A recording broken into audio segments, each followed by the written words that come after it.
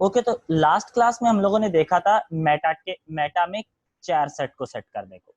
Meta के tag के जरिए हम लोग जब 4 सेट करते हैं तो हम लोगों ने ये देखा था कि हमारे पास और कितने अलग टाइप के 4 सेट होते हैं। 4 सेट करते क्या हैं एक्चुअल में। 4 सेट हम लोगों ने इस पूरी की पूरी लाइन को ब्रेक डाउन किया था, कंप्लीटली समझ लिया था कि यहाँ से इसमें क्या होता है। अब आते हैं नीचे वाली लाइन के ऊपर। इस लाइन का क्या मकसद है, ये लाइन क्यों लिखी हुई है।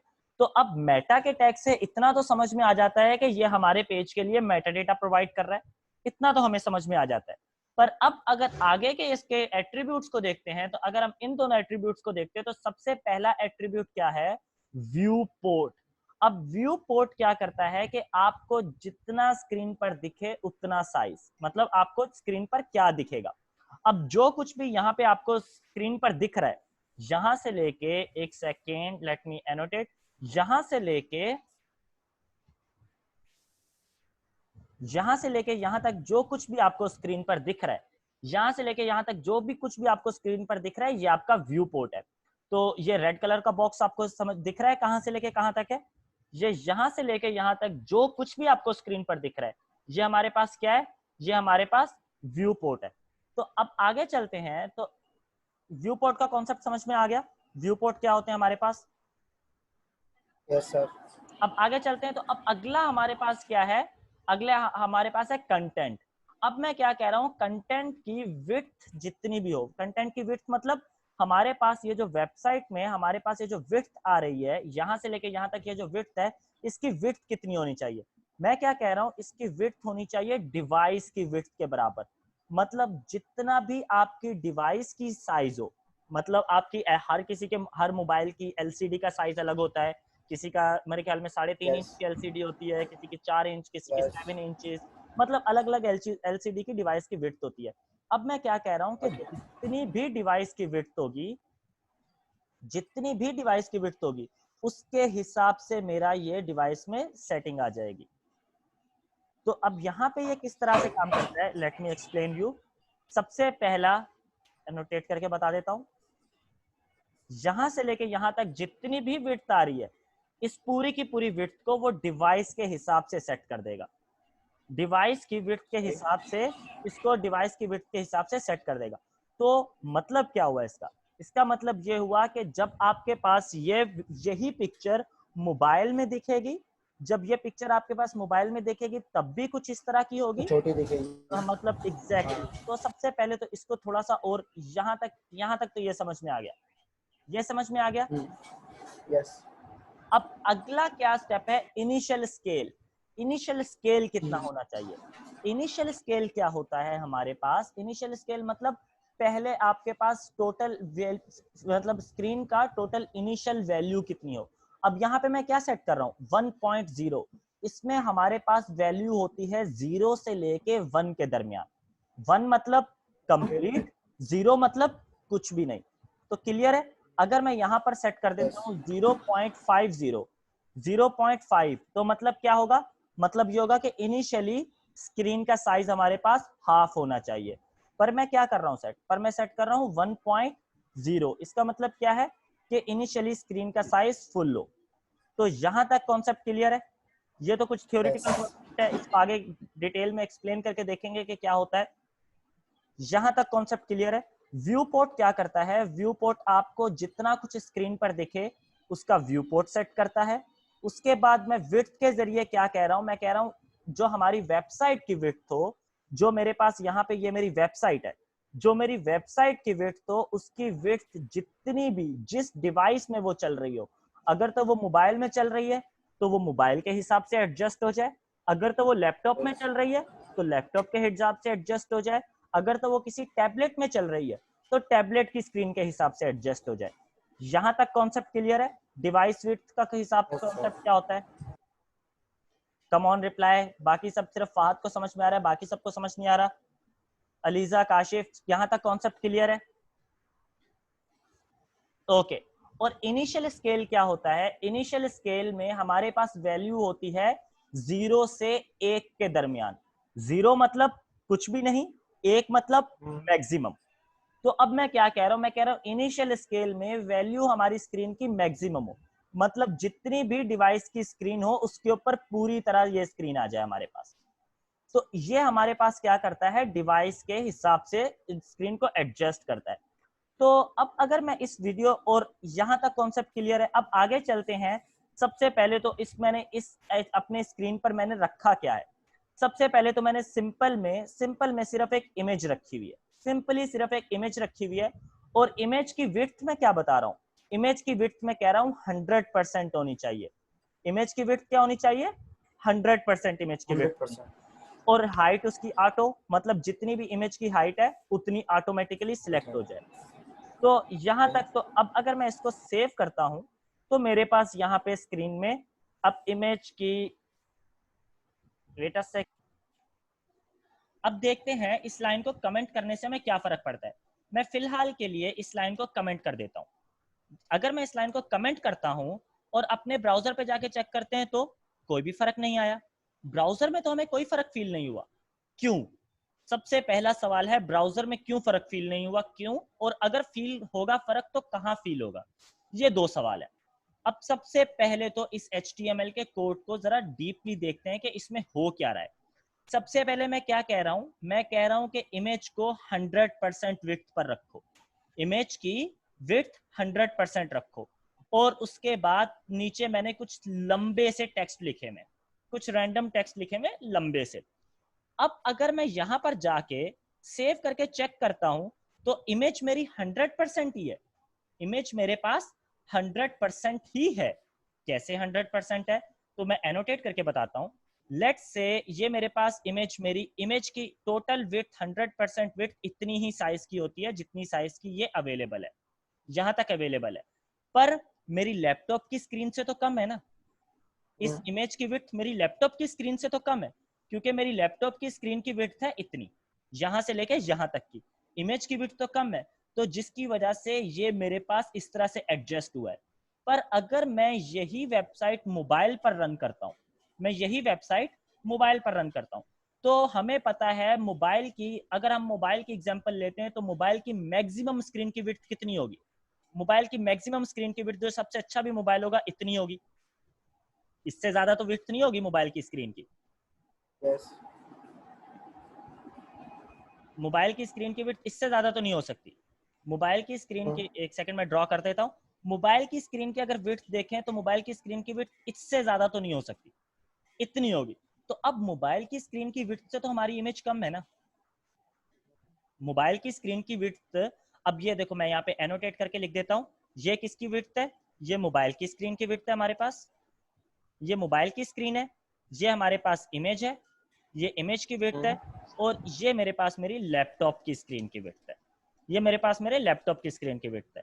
तो मेरे इमेज की विड्थ, सबसे पहले मुझे ये बताओ कि सबसे ज्यादा विड्थ किस चीज की है?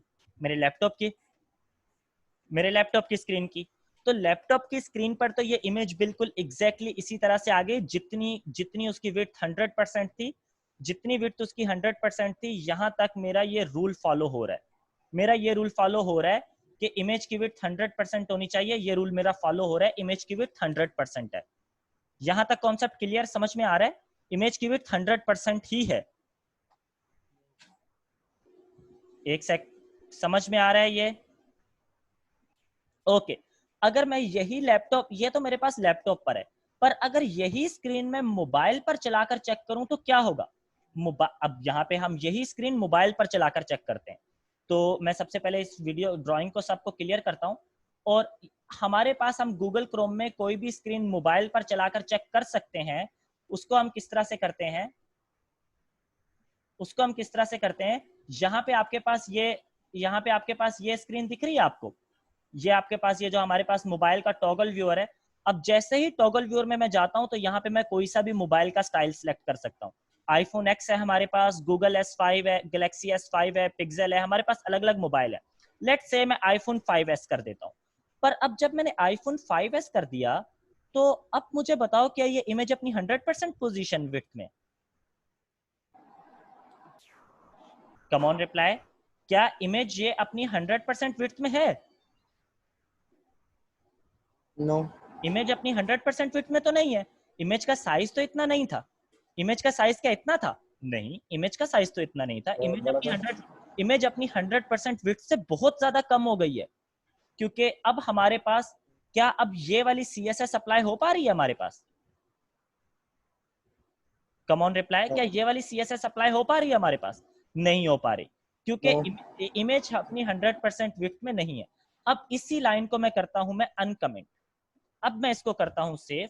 अब अगर इधर जाके चेक करते हैं तो अब देखो, अब हमारे पास मोबाइल में ये स्क्रीन किस तरह से आ रही है। अब मोबाइल में जितनी मोबाइल की स्क्रीन है, इमेज उस हिसाब से उसके ऊपर एडजस्ट हो रही है। मोबाइल में जितनी मोबाइल की स्क्रीन है, इमेज उसके हिसाब से उस पर एडजस्ट हो रही है। पर अगर यही मैं लैपटॉप में चेक करूंगा तो लैपटॉप में वो एग्जैक्टली उसी तरह से ही चलेगी जिस तरह से पहले आ रही थी। पर मोबाइल में क्या होगा, मोबाइल में ये अपनी इमेज को मोबाइल की स्क्रीन के हिसाब से एडजस्ट कर लेगा। अगर मैं यहाँ पे आईफोन एक्स की एग्जांपल पर जाता हूँ तो मोबाइल में अब इमेज अपनी 100% विड्थ पर तो जा ही नहीं सकती, 100% विड्थ पर तो नहीं जा सकती। सबसे पहला सवाल तो यह है कि 100% विड्थ पर तो जा ही नहीं सकती, क्योंकि जितने भी चाहे अच्छे से अच्छा मोबाइल क्यों ना हो, उसकी मैक्सिमम विड्थ सिर्फ इतनी ही अवेलेबल है। सिर्फ कितनी अवेलेबल है? इतनी अवेलेबल है, इससे ज्यादा नहीं हो सकती। पर एटलीस्ट जितनी मोबाइल की विड्थ है उतने पर तो एडजस्ट हो सकती है ना। जितनी मोबाइल की विड्थ है उतने पर तो एडजस्ट हो सकती है। तो अब कॉन्सेप्ट समझ में आ रहा है आपको कि इस वाली लाइन का फर्क हमें किस चीज पर दिखेगा? एक सेकंड अलीजा, एक सेकंड। अब समझ में आ रहा है कि इस वाली लाइन का फर्क हमें किस जगह पर दिखेगा? लैपटॉप पर दिखेगा या मोबाइल्स पर दिखेगा? Come on reply. इस वाली लाइन का फर्क अगर मैं यहाँ पे इसे अनकमेंट कर देता हूँ, अगर मैं इसे अनकमेंट कर देता हूँ, तो अगर कोई भी बंदा मेरी ये वेबसाइट लैपटॉप पर चला रहा है तो उसे कोई फर्क पड़ेगा? लैपटॉप पर चला रहा है तो उसे कोई फर्क नहीं पड़ेगा। पर अगर मोबाइल पर चला रहा है तो उसे फर्क जरूर फील होगा। अगर मोबाइल पर चला रहा है तो उसे फर्क जरूर फील होगा। तो अब कॉन्सेप्ट समझ में आ गया इसका? ओके बेटा सेकंड। हम ये लाइंस कब लिखते हैं? ये लाइन हम तब लिखते हैं कि अगर हमारी एक वेबसाइट चाहे मोबाइल पर, चाहे लैपटॉप पर, चाहे टैबलेट पर, या चाहे स्मार्ट टीवी, जो हमारे टीवी हम आजकल के जो स्मार्ट टीवीज आ रहे हैं सैमसंग के या कुछ, उनमें भी वेबसाइट्स चल जाती हैं, उनमें भी गूगल क्रोम इंस्टॉल हो जाता है। स्मार्ट टीवी पर किसी भी डिवाइस पर चले, उसमें वेबसाइट के डिजाइन पे कोई फर्क ना पड़े, वेबसाइट के डिजाइन पे कोई फर्क ना पड़े, हमारी वेबसाइट बिल्कुल स्मूथली चलती रहे। तो अब कॉन्सेप्ट क्लियर है मेटा टैग का, व्यू पोर्ट का और इन सब चीजों का? ओके आगे चलते हैं। अब यहां पे मैंने क्या किया है, इसके अंदर मैंने सिंपल अनऑर्डर्ड लिस्ट बनाई हुई है। सिंपल सी अनऑर्डर्ड लिस्ट बनाई हुई है, जैसे हम लोगों ने पहले अनऑर्डर्ड लिस्ट बनाई हुई थी। पर सिर्फ एक चीज की मैंने एडिशन की है, अनऑर्डर्ड लिस्ट में मैंने सिंपल कीवर्ड, सिंपल लफ्जों की जगह मैंने एंकर टैग यूज किए हुए। सिंपल लफ्जों की जगह मैंने क्या यूज किया हुआ है? एंकर टैग यूज किए हुए, जो कि हमारे को एक पेज से दूसरे पेज पर लेकर जाते हैं। तो ये तो हमें सिंपली पता है। तो यहाँ तक इस इतने कोड में कोई मसला है? यहाँ तक ये कोड समझ में आ गया? यहाँ पे मैंने क्या किया है, मैंने जस्ट एक अनऑर्डर्ड लिस्ट बनाई है। अनऑर्डर्ड लिस्ट के अंदर मैंने एक लिस्ट आइटम बनाए हैं। लिस्ट आइटम के अंदर मैंने हर आइटम के अंदर मैंने एक एक एंकर टैग बना दिया है। यहाँ तक कोई चीज समझ ना आई हो तो बताओ। ओके अब मैंने यहाँ पे देखो एक सिंपल ऑर्डर्ड लिस्ट बनाई है, एक सिंपल अनऑर्डर्ड लिस्ट बनाई है। और अनऑर्डर्ड लिस्ट के अंदर मैंने मल्टीपल लिस्ट आइटम्स रखे हैं, और सिर्फ उसके अंदर मैंने एंकर टैग यूज कर दिया है सिंपल वर्डिंग की जगह।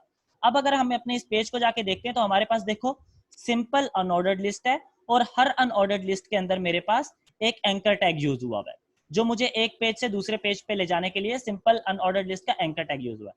अब सबसे इसको नेविगेशन बार में बदलने के लिए हमें क्या करना पड़ेगा? सबसे पहले मैं क्या कह रहा हूं, मैं कह रहा हूं कि यूएल अनऑर्डर्ड लिस्ट जो भी हैं, वहां पे हमारे पास जो लिस्ट स्टाइल है, लिस्ट स्टाइल में हमारे पास नन हो। मैं कह रहा हूं कि जितने भी लिस्ट के स्टाइल हैं, यहां पे मुझे वो ब्लैक सर्कल्स नहीं चाहिए, मुझे यहाँ पे ब्लैक सर्कल्स नहीं चाहिए। अब यहाँ पे ब्लैक सर्कल्स हमारे पास से रिमूव हो गए, तो हमारे पास से मैंने बुलेट्स रिमूव करवा दिए। यहां तक क्लियर है सबको? तो मैंने यहाँ पे हमारे पास से इन सब के लिए सर्कल्स रिमूव करवा दिए। उसके बाद आगे मैं क्या कह रहा हूँ, आगे मैं कह रहा हूँ कि मुझे इसके लिए बैकग्राउंड कलर चाहिए। लेट्स से बैकग्राउंड कलर मैं रख रहा हूँ ब्लैक। मैंने कहा मुझे इनके पीछे बैकग्राउंड कलर ब्लैक चाहिए। तो अब यहाँ पे देखो हमारी लिस्ट आइटम के पीछे बैकग्राउंड कलर ब्लैक आ गया।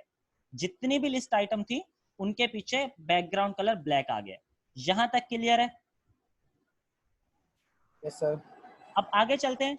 अब फिलहाल के लिए मैं कह रहा हूं कि मुझे यहाँ पे मार्जिन भी 0 चाहिए, मुझे मार्जिन भी कुछ नहीं चाहिए, और मुझे पैडिंग भी कुछ नहीं चाहिए। अब ये क्यों लिख रहा हूं इसको मैं थोड़ी देर बाद दोबारा समझा दूंगा। और ओवरफ्लो हिडन चाहिए। अब ये क्यों लिख रहा हूं इन तीनों लाइनों को मैं थोड़ी देर बाद दोबारा समझा दूंगा, इनके ऊपर मैं थोड़ी देर बाद दोबारा वापिस आता हूं। तो अब अगर इधर कोड जाके चेक करते हैं तो अभी तक हमारे पास कोई ज्यादा खास चेंजेस नहीं हुई है, हमारे पास कोई ज्यादा खास चेंजेस नहीं हुई है। बस शर्ते सिर्फ एक चीज की चेंजेस हुई है कि जो हमारे पास क्या था, हमारे पास यहाँ पे क्या चेंजेस हुई हैं। हमारे पास ये देखो हमारे पास जो लिस्ट आइटम थे वो थोड़ा सा यहाँ से हटकर आ रहे थे, मैंने यहाँ पर उनको एग्जैक्टली इसके बिल्कुल साथ जोड़ दिया। अब ये बिल्कुल साथ जुड़े हुए आ रहे हैं और ये सब चीजें आ रही हैं। तो यहाँ तक ये दोनों लाइन समझ में आ गई कि मार्जिन और पैडिंग क्या कर रहे हैं, 0 0। Yes sir. और ओवरफ्लो हिडन के ऊपर थोड़ी देर बाद में वापस आता हूँ। उसके बाद मुझे दूसरा मैंने क्या करना है, अब मैं कह रहा हूं कि जो लिस्ट आइटम है, जो मेरे पास इसके अंदर लिस्ट आइटम है, अब ये एक एक जो मेरे पास एक एक सिंगल ये जो लफ्ज लिखे हुए मेरे पास एक एक सिंगल वर्ड्स लिखे हुए ये क्या है, ये एक्चुअल में लिस्ट आइटम है ना। ये जो मेरे पास जितने भी अंदर सिंगल सिंगल वर्ड्स लिखे हुए हैं ये एक्चुअल में मेरे पास लिस्ट आइटम है।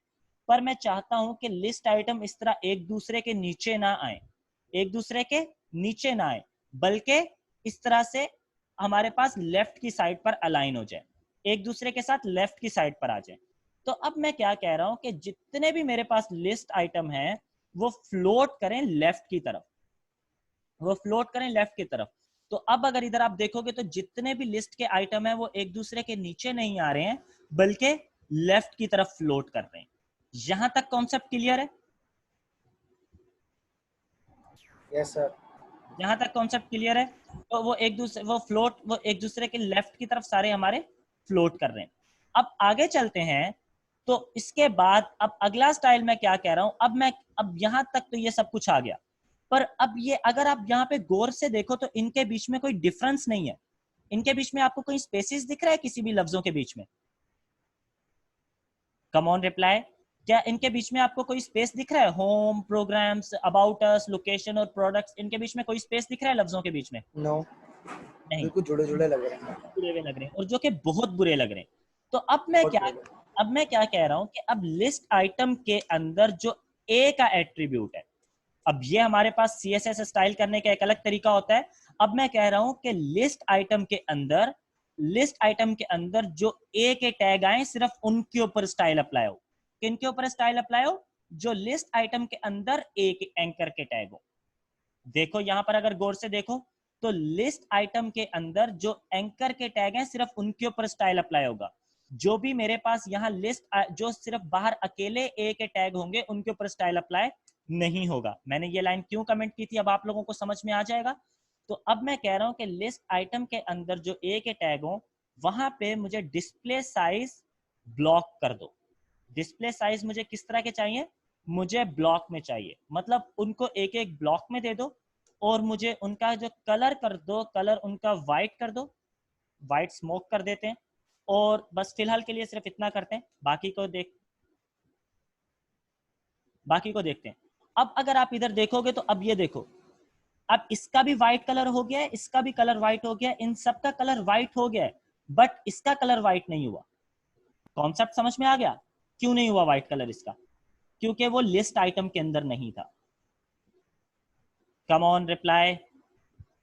फहद, यहां तक कॉन्सेप्ट समझ में आ गया? उसके बाद अब मुझे क्या करना है, इनके बीच में थोड़ा सा स्पेस क्रिएट करना है। इनके बीच में मुझे क्या करना है? थोड़ा सा स्पेस क्रिएट करना है। अब स्पेस क्रिएट करने के लिए मैं क्या कर सकता हूं? सबसे पहले तो मुझे यहां पर दे देनी है पैडिंग। मैं कह रहा हूं कि पैडिंग हो हमारे पास लेफ्ट और राइट से, ये हमारे पास लेफ्ट और राइट की पैडिंग होती है, ये आपके पास शॉर्टकट होता है पैडिंग देने का। मैं कह रहा हूँ 10 पिक्सल लेफ्ट और राइट से हो और 20 पिक्सल हमारे पास टॉप और बॉटम से हो। लेफ्ट ये हमारे पास किसके लिए है, ये मेरे पास लेफ्ट और राइट के लिए है। लेफ्ट और राइट से 20 पिक्सल हो और टॉप और बॉटम से ये 10 पिक्सल हो। अब अगर इधर जाके देखते हैं तो हमारे पास, और दूसरी चीज मैं क्या कह रहा हूं, टेक्स्ट डेकोरेशन हमारे पास जो है, यहाँ पे मैं कह देता हूँ text decoration, let's say text decoration मुझे चाहिए नन, क्योंकि मैं अंडरलाइन नहीं चाहता हूं अपने लफ्जों के बीच में, मैं नहीं चाहता हूं कि यहाँ पे अंडरलाइन कोई भी आए। वेट अ सेकेंड, यहाँ पे मैं इसको 14 पिक्सल कर देता हूँ और इसको 16 पिक्सल कर देता हूँ, ताकि ज़्यादा हो रहा है हमारे पास ये। और उसके बाद टेक्स्ट अलाइनमेंट मुझे, और मैं चाहता हूँ कि लफ्ज़ों की जो अलाइनमेंट हो, टेक्स्ट की अलाइनमेंट सेंटर में हो। अब अगर हम इधर जाके सेव करके चेक करते हैं तो इस वक्त हमारे पास स्टाइल अप्लाई नहीं हुआ। Wait a second, let me check कि क्यों स्टाइल अप्लाई नहीं हुआ हमारे पास।